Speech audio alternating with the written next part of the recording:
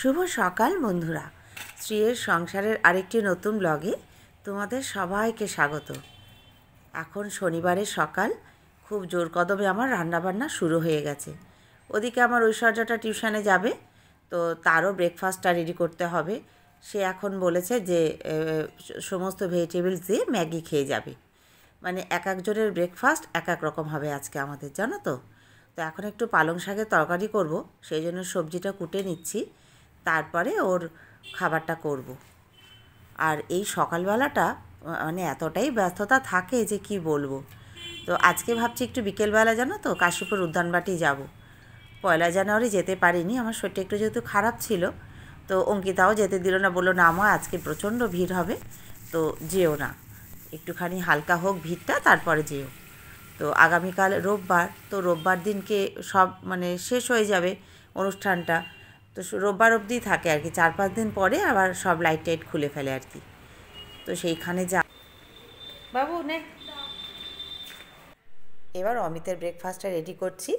আমি আর অমিত এটাই খাবো, বেগুন ভাজা, রুটি, তার সাথে একটু গজা আর কলা, আর একটু পায়েস করে রাখছি, রাতে ফিরে এসে না আমার অসুবিধে হবে না। শীতের পায়েস ভালোই লাগে না, গুড়ের পায়েস খেতে। তো চলো, হয়ে গেছে, এবার রান্নাটা শেষ করে বিকেলে আবার বেরোতে হবে। তো বলেছিলাম যে কাশীপুর উদ্যানবাটি যাব, তো অটোতে এখন যাচ্ছি, প্রায় চলে এসেছি।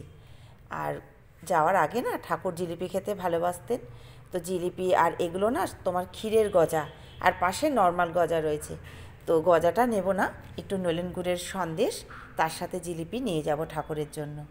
আর মালাটাও নিয়েছি, মালাটা আগেই কিনে নিয়েছি। তো চলো এগুলো নিয়ে যাই এবার ঠাকুরের কাছে দর্শন করতে।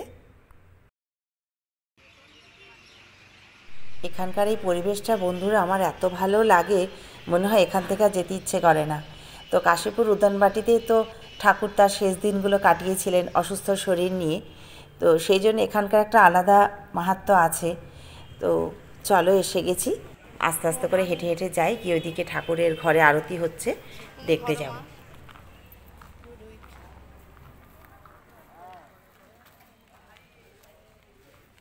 কি দিচ্ছে রে এখানে?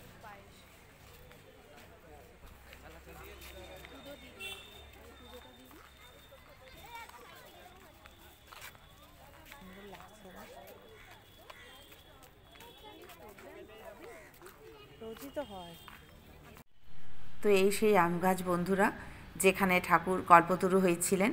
তো এখানে মালাটা দেব, আর যে মিষ্টিগুলো ঠাকুরের জন্য আমি এনেছি সেগুলো ভেতরে আমি জমা করে দেব।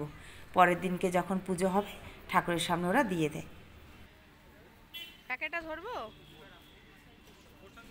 দাও, আমায় দাও, প্যাকেটটা দাও, ওখানটা দাও না, গ্রিলটা গ্রিলটা দাও।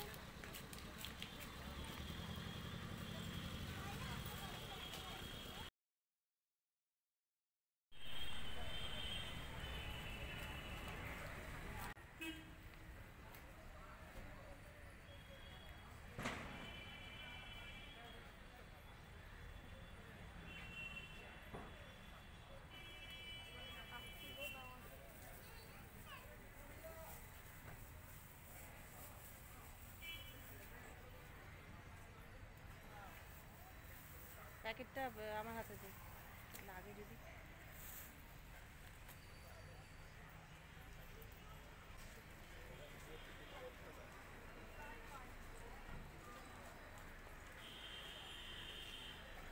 এই দেখো বন্ধুরা, এই 3 দিন ধরে কত মানুষ মালা দিয়ে গেছে মা এই গাছের গায়ে। আর এখানে তো সমস্ত অনুষ্ঠান হচ্ছিল, তো অন্যান্যবার না নিচে শতরঞ্জি পেতে দেয় সবার বসার জন্য, এবছর দেখছি প্রচুর চেয়ার, প্রায় হাজার হাজার চেয়ার এসেছে এখানে ভক্তদের বসে ঠাকুরের গান কথামৃত শোনার জন্য। তো সব ব্যবস্থা ভীষণ সুন্দর হয় এখানে, সেই জন্যই তো এত ভালো লাগার এটা জায়গা আমার। তো চলো আস্তে আস্তে যাই, যেখানে ঠাকুর বসে আছে ওখানে আরতি হচ্ছে, এবার গিয়ে দেখবো।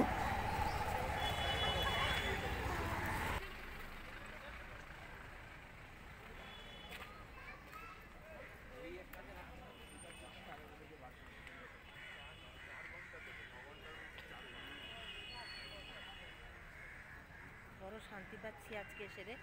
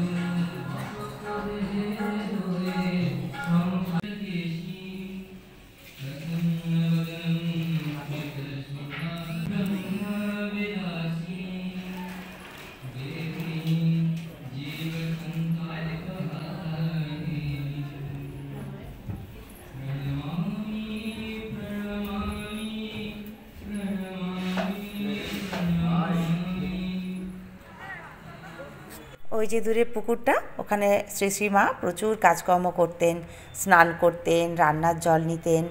আর ওপর থেকে দেখো চারপাশটা কি ভারী সুন্দর লাগছে।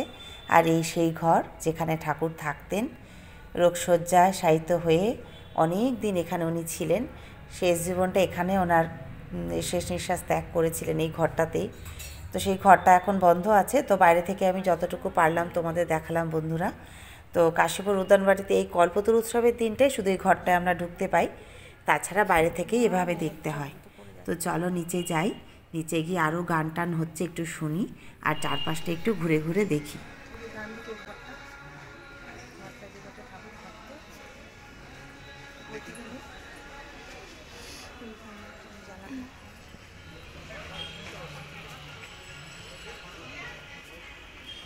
দেখিস সামনে থাকা, অনেক শান্তিতে আজকে দর্শন করলাম। এবার থেকে এরকম ফাঁকা জায়গার সময় আসবো। আরও একটু আগে আসতে হবে। এখানে কি ঠাকুরের সারদা মায়ের ঘর যাবে?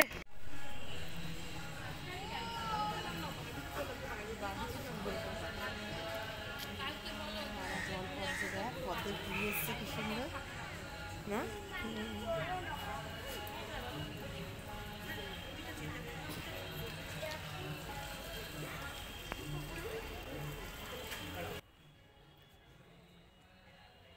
আর এখানে ছবি দিয়ে, লেখা দিয়ে ঠাকুরের সমস্ত জীবন কাহিনী তোলা আছে। প্রত্যেকটা জীবনে, প্রত্যেকটা পার্টে তিনি কি কি কাজ করেছিলেন সমস্ত এখানে তুলে ধরা আছে। আর সেই গল্পগুলো লেখা আছে। দাঁড়িয়ে দাঁড়িয়ে সেটাই পড়ছিলাম, ভারী সুন্দর লাগছিল দেখতে।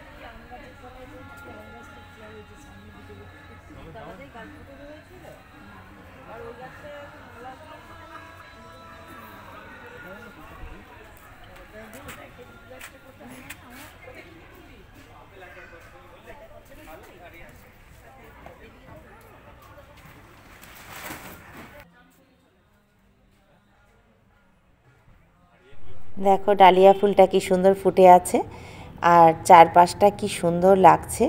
আর ওদিকে না এই 2-3 দিন ধরে যত ফল জমা হয়েছিল, তো সেই সব ফল ভক্তদের মধ্যে বিতরণ করা হচ্ছে। প্রত্যেককে কমলা লেবু, আপেল, যে যার ভাগে যেটা পড়ছে প্রত্যেককে ফল দান করা হচ্ছে, জানো।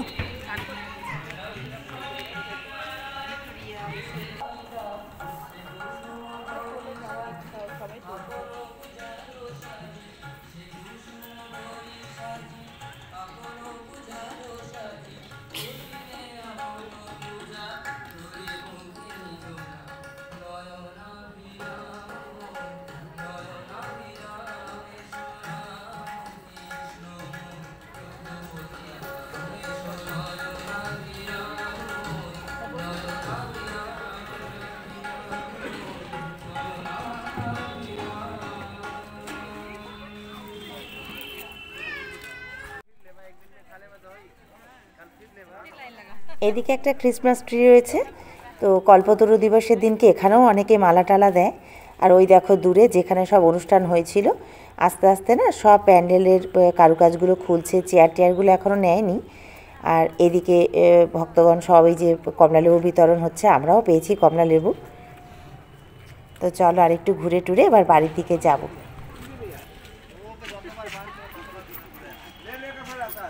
আর এই যে ঠাকুর বলেছিল আশীর্বাদ করি তোমাদের চৈতন্য হোক। তো ঠাকুরের ইচ্ছায় আমাদের কি আদৌ চৈতন্য লাভ হয়েছে বন্ধু বলো? আমরা কি একটুখানি নিজেদের পাল্টাতে পেরেছি? জানি না, সে তো ঈশ্বরই জানেন, ওপর থেকে ওনারাই সব দেখছেন শুনছেন, তাই না?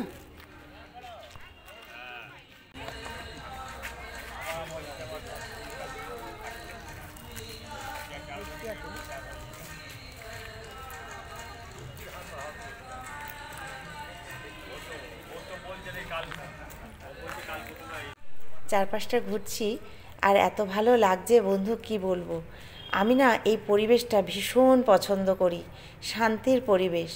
তো মেয়েদেরকে আমি বলি বুড়ো বয়সে আমি সারদা মাঠেই শেষ জীবনটা থাকবো যদি বেঁচে থাকি।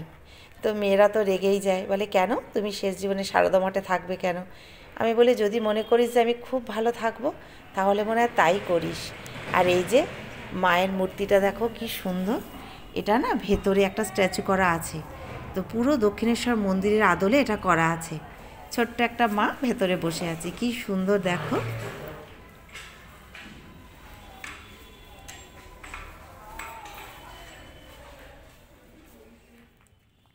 তো ঘোরা টোরা তো সব হয়ে গেল বন্ধুরা। এইবার আমরা আস্তে আস্তে বাইরের দিকে যাব।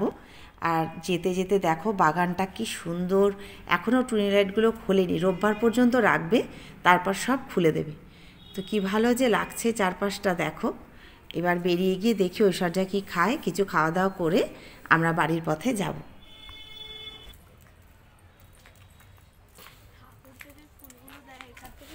নিশ্চয়ই দেয়, আলাদাভাবে আসেও হয়তো।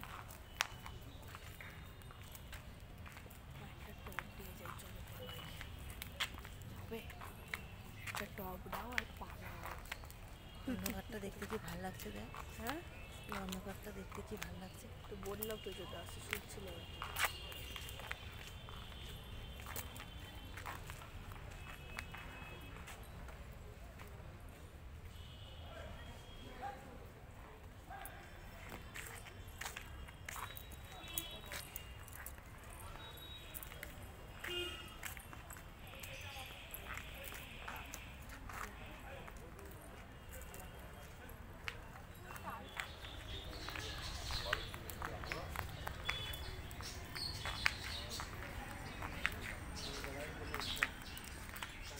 তো উদ্যানবাটি থেকে বেরিয়েই না উল্টো দিকে সমস্ত খাবারের দোকান থাকে।